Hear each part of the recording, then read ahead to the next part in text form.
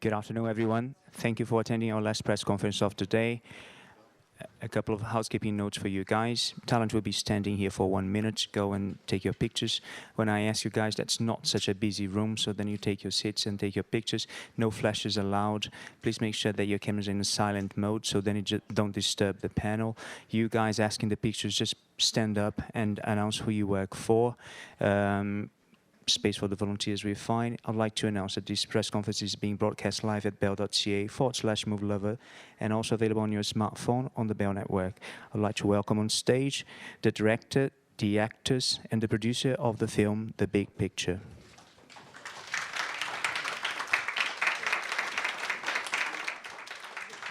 Guys, a hug, a hug.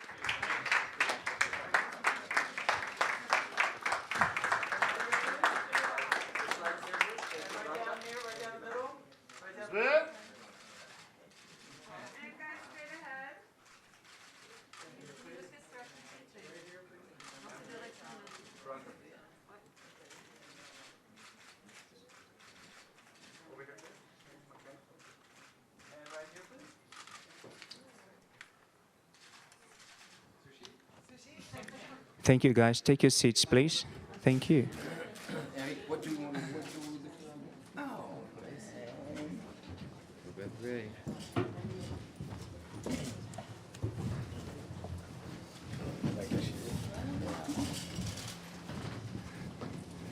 Welcome to the press conference for The Big Picture, L'homme qui voulait vivre sa vie, literally, the man who wanted to live his life. We're thrilled to have some of France's greatest talent with us, not only France, but even Serbia's. I'll introduce our guest starting at the far end of the table with the film's producer, Pierre-Ange Le Pogam. He is a frequent, or he is a partner in crime with Luc Besson. He previously brought us Tommy Lee Jones's film, Three Burials. And as well at the festival this year, he has Guillaume Canet's film which he co-produced, Little White Lies. Next to him, in Branka Katic, who we've previously seen in Emir Kusturica's film Black Cat, White Cat, as well as in Michael Mann's, for example, Public Enemies. Thank you. Matt. And who's luminous on the screen in this film.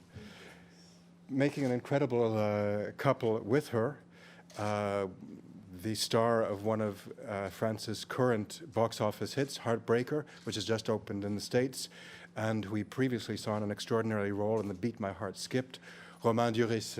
Romain, merci.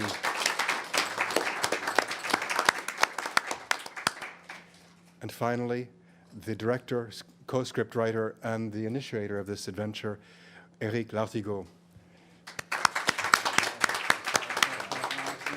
And I'll just mention that we also grateful to have with us Violaine Tourny, who will be helping with translation.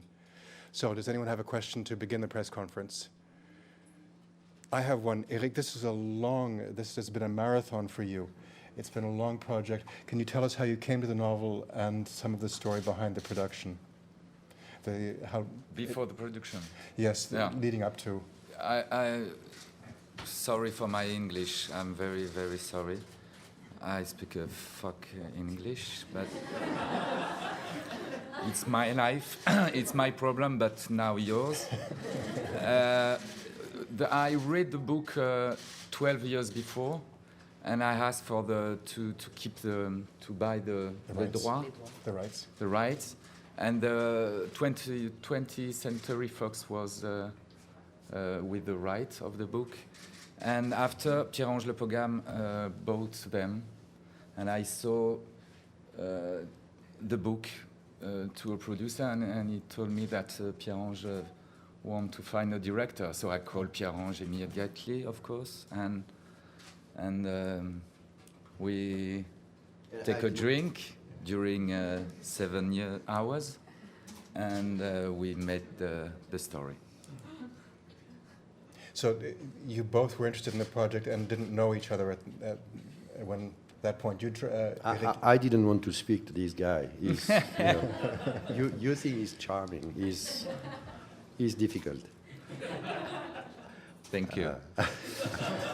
No, yeah, I had the rights, and Eric was passionate about the book. And when we met the first time, it took us about some minutes to be mutually convinced that we would be working together. And Americans had initially bought the rights, I believe, for the project. Why was it not made in America? Any idea? I mean, why then there seems to be this drive in France to... well, Because no, vas-y, je t'en prie. You're welcome. as you know, the studios, they always have a lot of material to develop, and sometimes they can be not lazy, but they can be overwhelmed by the quantity of material that they have to develop. So, and that story is taking place in the original book between New York and Montana, and nobody at Fox or nobody at Sony after had the opportunity to be able to see the movie. They couldn't come with the right story. So that's why when we knew that the rights were finally available, we immediately jumped on the rights. And I must say that Douglas Kennedy is a famous American writer, as you know, very well educated and very prolific. For the moment, he's more well-known in Europe than he is in his original country, United States. Thank you. Questions?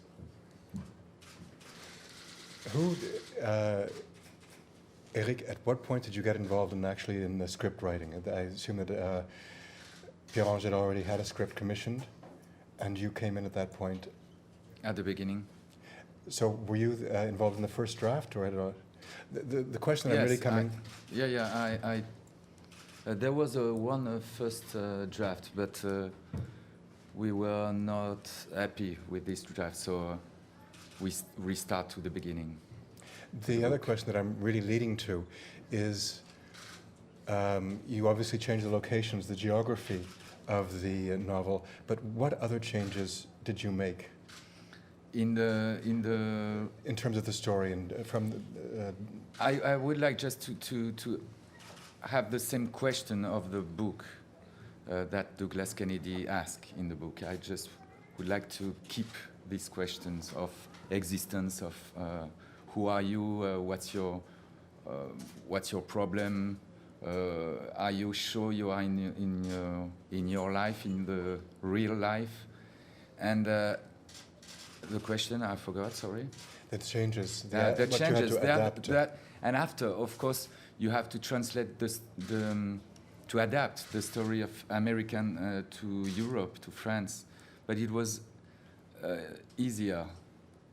It was easy. It was the most complicated was to put out the voiceover that you have in the book, because the voiceover